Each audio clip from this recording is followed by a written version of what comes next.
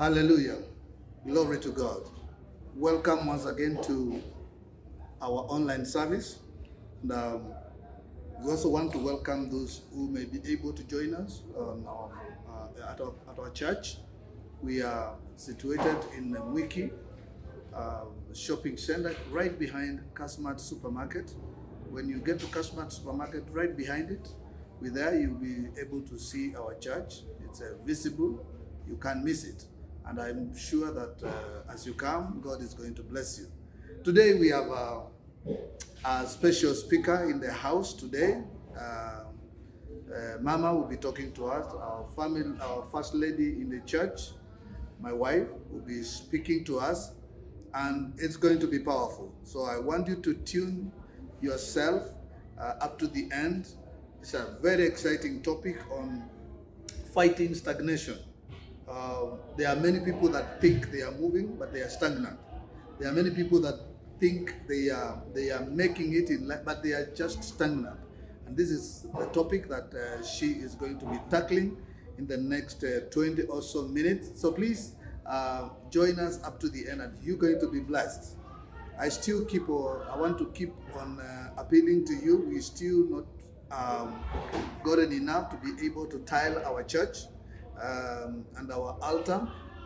Please send us something, send us an offering, send us a love gift for the beautification of the altar of God. Our number remains 0704 519 274. It's on the screen. Please, if you can do that, I am sure that you're going to be blessed. And right now, without taking more time, we want to go to the service and hear Mom speak to us on stagnation. God bless you. Shalom.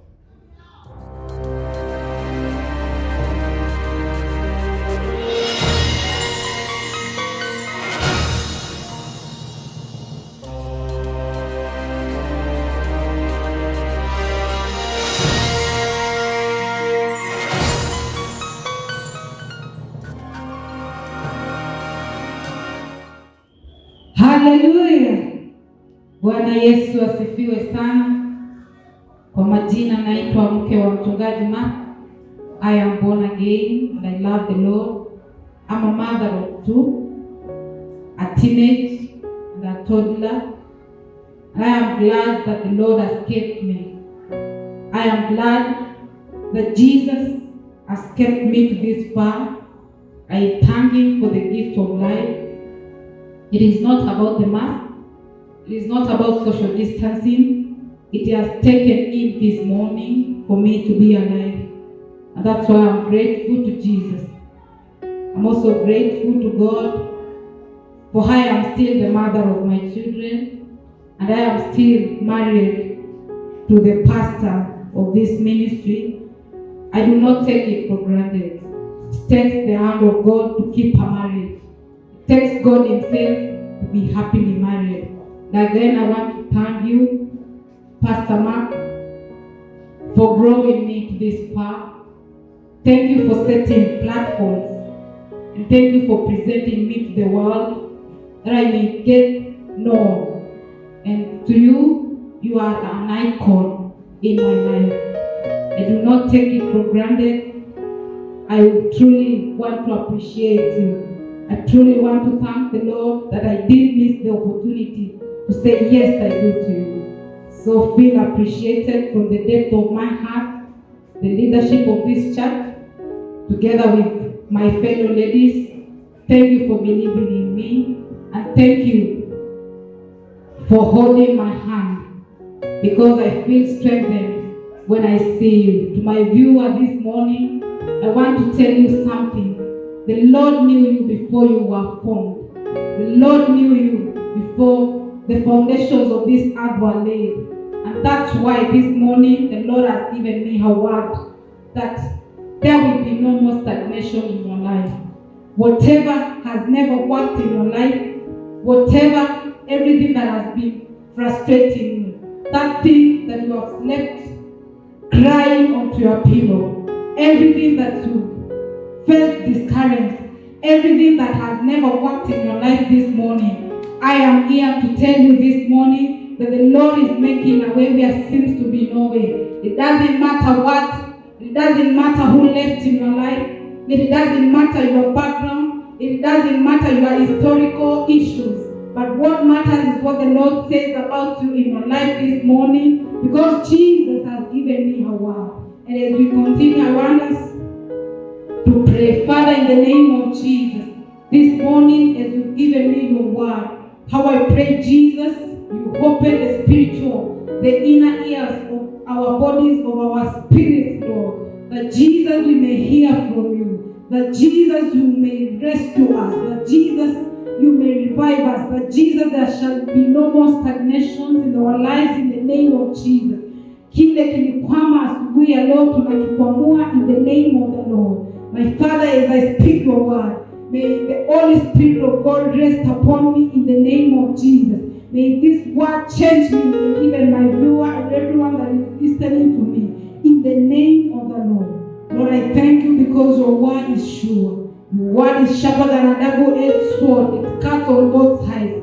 This morning, Jesus, we are ready to be cut by your word. We are ready to be rebuked by your word. We are ready to be encouraged by your word. Because Jesus, you remain on the throne. And it is in the name of Jesus I pray. Amen. I am coming to you this morning with the word of God, that there shall be no more stagnations in your life.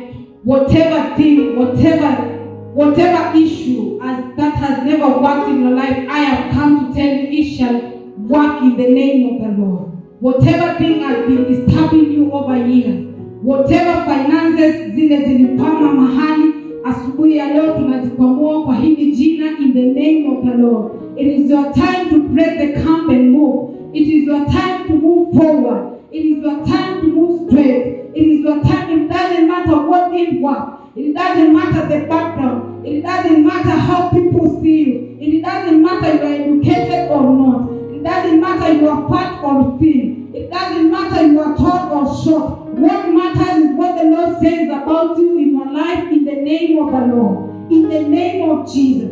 Kile ambacho hakijafanya kazi, masomo yaliyokwama ya watoto wako, this morning we are breaking the camp and we are getting our breakthrough in the name of Jesus. Whatever issue that has been disturbing you over years, you have dragged your business from one year to another. You have dragged your family has not been working. You have been having issues in your life. This morning I am telling you as a servant of God, there shall be no more stagnation in your life. You shall break forth. You shall move out. You shall move forward. You shall take a step of faith and walk ahead, because Jesus has you. He knew you before the foundations of this earth were laid. He knew what you need. He knew what you will go through in the name of the Lord. I want us to look at the definition of stagnation this morning. Stagnation means a state of not flowing or moving, lack of activity, growth or development. Something has been blocked, not moving at all. Umejaribu, you have been dating a girl from 2010. You are still dating the same girl. When you are about to propose to this guy to give in to marriage, something just happens. You have been stagnating from one business to another. You have been stagnating from one point. That business you began in 2019, you have tried to move from that business to make more profit. You have been making a profit of 100 shillings, let's say a day. You are still making the same profit in 2021. That is stagnation, and stagnation is a demonic spirit to just make you frustrated, to just make you feel low, to just bring your self-esteem low. But this morning I have come as a woman of God to tell you something. You shall not stagnate again. The half of this year that is remaining, I have come to tell you, whatever has never worked in your life this year, it must work. Whatever background, whatever people feel, how people rate you, I have come to tell you, you shall still succeed, you shall prosper. Whatever the devil blocked on the way, you shall prosper. You shall break the camp in the name of Jesus. You shall proceed in the name of the Lord. You shall become successful. Your children shall read. They shall get education. Praise the name of the Lord. You might have stagnated in so many areas. I want us to read in the book of Deuteronomy, chapter 1, as we go down. These are the words Moses spoke to all Israel in the desert east of the Jordan. That is in the Arabah, opposite south, between Paran and Tophel, Laban, Azeroth, and Dizahab.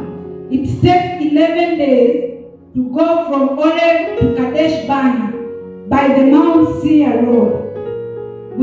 To Tabuka 20 in verse 6, the Bible tells me, the Lord our God said to us at Horeb, you have stayed long enough at this mountain. Break camp and advance into the hill country of the Amorites. Go to the neighboring peoples in the Arabah, in the mountains, in the western foothills, in the Negev and along coast, to the land of Canaanite and to Lebanon, as far as the great river of Euphrates. See, I have given you this land.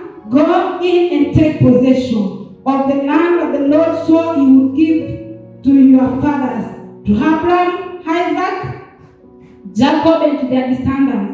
We go to chapter 2 and verse 3. The Bible says, you have made your way around this hill country long enough. Turn to the Lord. I have come to tell you, as Moses was told by God, you have stayed on this mountain so far too long. Break forth and see the fulfillment of the word of God. This morning I have come to tell you that you need to break forth. You need to break the barriers. You need to move ahead. You need to move to the Lord. Moving to the Lord means move straight. Don't worry about the frustrations. Don't worry about those that left your life. You have been crying because someone didn't pay your school fees. You have been crying because someone just left your life. Someone mistreated you in your life. Someone made you pregnant and they ran away. I have come to tell you, don't die there. As a woman, as a man somewhere, can you raise up and move to the Lord? Wake up where all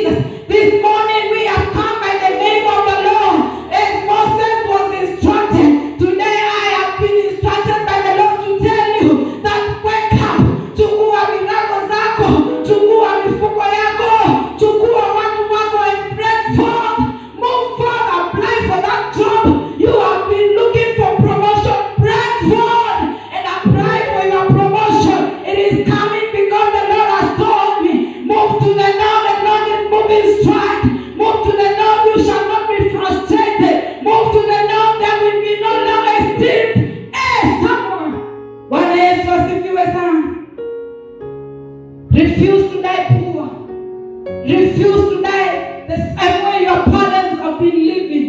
Refuse to be the same way. Refuse in the name of Jesus. I want us to go very straight. What causes stagnation? Number one is the power of the word.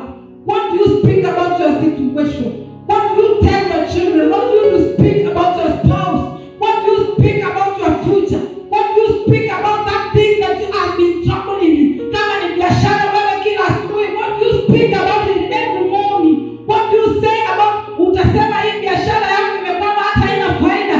You will not make any profit. In the book of Proverbs 18 verse 21, the Bible tells me the power of life and death is in your tongue. Please, what you speak positive. Nena mema kuhusu what you want. Number two is failure to dream. In the book of Genesis, verse 7, the Bible tells me, even when Joseph was thrown into the prison, he still kept on dreaming. He became the second in the kingdom. Keep on dreaming every day about your business. Keep on dreaming seeing yourself a wholesaler. Keep on dreaming being a supplier of great things. Keep on dreaming seeing yourself a CEO. Jesus is not a respecter of men. Number three is inherited powers. Your background issues. Whatever you have inherited from your parents. Kama watu wakwenda waolewi, you are there and you are born again. Na wewe uko hapo unaona umefikisha 32, 33, 34. No one is proposing to you. Generational powers. By the name of Jesus, we are breaking them in the name of Jesus. Number four is lack of purpose in your life. Unaenda tu na ile gari imejaa. When people are moving to the north, you are going to the south. Lack of purpose in your life can make you stagnate for years. Number five is bad company. Who are your friends? What do they speak to you about? What do they tell you every morning? What is that you hear every morning about yourself? Bad company. The Bible tells me in 1 Corinthians chapter 15 and verse 3, do not be misled. Bad companies corrupt good behavior. Show me your friends and I will tell you how far you will go. Point number 6 is unforgiveness.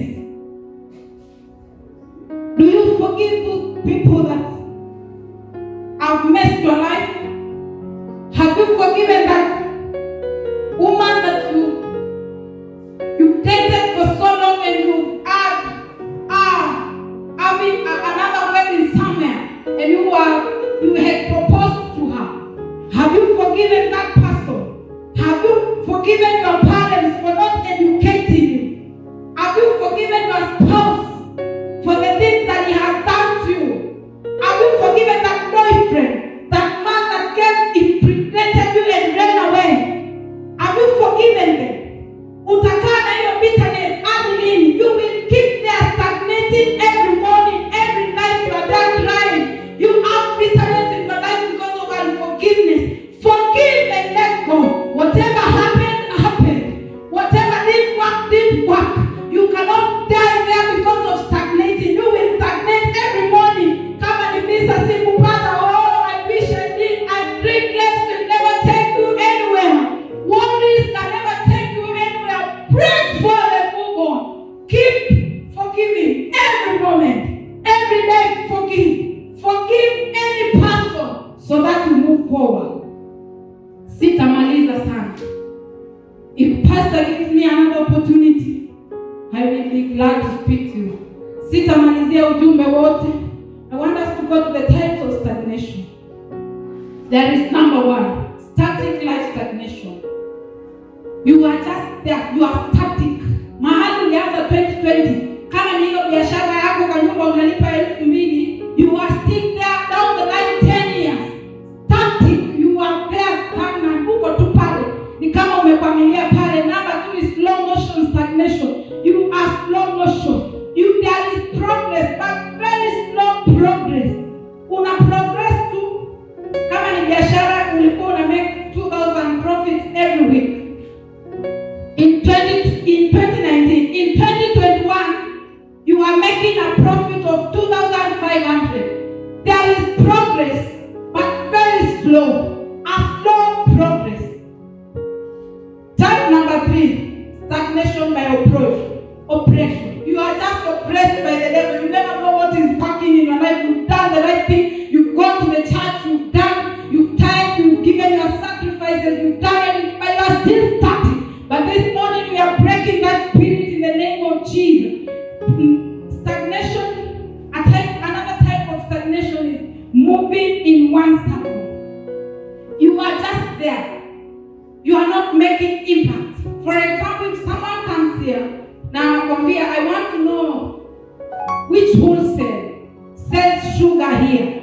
And you are there, you are selling that sugar, and no, hakuna mtu anakutambua. You are not making impact. Wanaweza kukuruka pale, and you are there, waende kwa mtu mwingine. That is the demonic spirit of stagnation. And God is never glorified in stagnation. But this morning I have come to tell you by the name of Jesus, we are breaking. For number 5 is type down stagnation. You are free to move. You have proposed to a guy. You have paid their dowry. You have set a date for a wedding. You have done your pre-wedding very well. But when you are just to get married on Saturday, either the girl dies or anasema sitaki mambo yako nimeachana. You are free. You have been doing all these things free. But when the date of wedding comes, it will never happen. You are tied down by the devil. Uko pale, you have gotten money to start a business. Yes, you have even identified a house for making a business. When you are just about to open the business, unapigiwa simu by your parents, oh, you know, nyumba yako nyumbani imepata moto. You are tied down. You are just tied down. You are there. You want to take your girl or your son to Form 1. Umelipa school fees. Umetengeneza kila kitu. And when you are just about to report, something just happens. You are tied down. It will never happen. But this morning I have come to tell you, as we close, because I am done, I have come to speak to you. Someone that you are telling me, a woman of God, I have been stagnated for many years. I have come to tell you, my brother, my sister, you will not stagnate anymore. Anyone listening to my voice this morning, I have come to speak to you. Anything that has been holding you, any problem that has been troubling you, any environment in the name of Jesus, every background that has been pulling you behind, everyone that has been spoken by any person against you, this morning we break them by the name of Jesus. Every spirit of stagnation, we speak to it in the name of the Lord, in the name of Jesus. Come on, someone, break forth. You shall be untie every battle. We untie every stagnation in the name of Jesus. I can see babies. I can see weddings. I can see great people. I can see CEOs, because there will be no more stagnation in the life. Whatever has been holding you this morning, I am speaking to it by the name of Jesus. We are breaking through. We are moving to the Lord in the name of Jesus. We worship you, Jesus.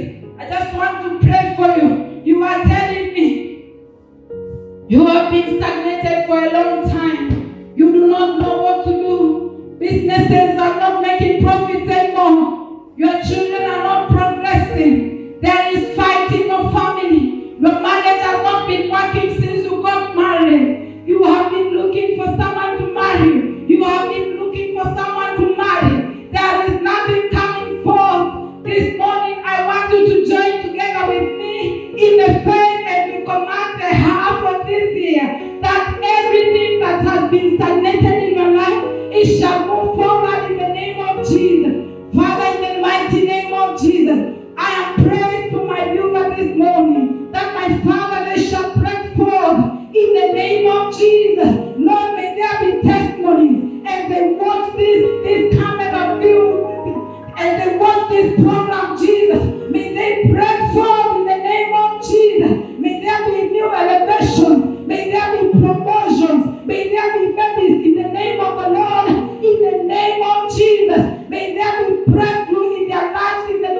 Jesus. May we hear new testimonies, new elevations in the name of the Lord. Because, Lord, I believe in you. And because your word is sure. And it is in the name of Jesus we pray. Amen. I want you to take a step of faith.